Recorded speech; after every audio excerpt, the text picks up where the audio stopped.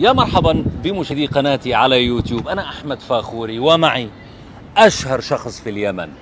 الترند اليمن هو ترند عرب، ترند العرب، أنا آسف، العالم والعالم أجمعه، ملك المونديال، كمبيوتر المونديال، هو عبد الرقيب اليافعي.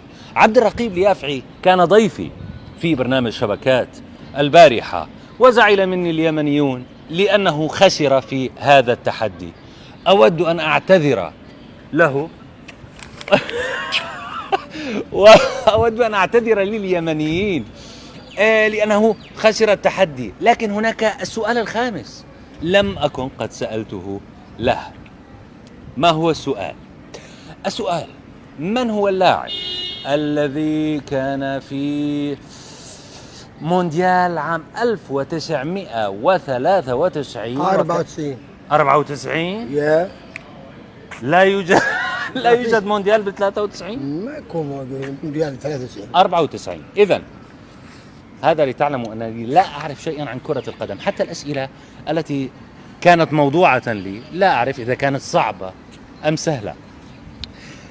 في عام 94 أنا آسف، كان هناك لاعب ضد المنتخب البلجيكي، كان له هدف. يمكن أن تحدثني عليه؟ هذا اللاعب هو سعيد العويران، كلاعب لاعبي المنتخب البلجيكي، وانطلق من خط الوسط حتى اسكن الكرة في مرمى شباك المنتخب البلجيكي. سعيد العويران هذا هدف جميل، هدف جميل، ويعتبر سادس هدف في المونديال، في تاريخ المونديال. الاول مارادونا، وهذا سعيد العويران هو الهدف رقم 6 مصنف في تاريخ بطولات كاس العالم، او في تاريخ كرة القدم. كم مدافع كانوا يعني 4 مدافعين و3 يعني خط وسط واحد مهاجمين. تلعب 8 لاعبين، 8 من لاعبين المنتخب البلجيكي، حتى اسكن الكرة في مرمى المنتخب البلجيكي. رقصهم على الوحدة ونص، تلاعب فيهم وخلاهم يسقطوا الواحد تلو الاخر. يا لطيف، فسحهم على قولة المصريين. يا سلام. طيب الآن أنت تستحق الجائزة. هذه الجائزة بالمناسبة البارحة كانت الجائزة هي مقدمة من صديق لي، كان قد اشترى تذكرة وقال لي إذا أجاب على الأسئلة أعطيه التذكرة، هو الذي يملكها. لكن الآن هناك الجائزة الرسمية، افتحها. تذكرة، هي تذكرة لكرة القدم. كوارتر فاينل، وأتمنى أن تكون ألمانيا طرف فيها. هو من مشجعي ألمانيا. أنا من عاشق المجنزرات الألمانية، الماكينات الألمانية، المان شافت اللي تعني في اللغة العربية الفريق.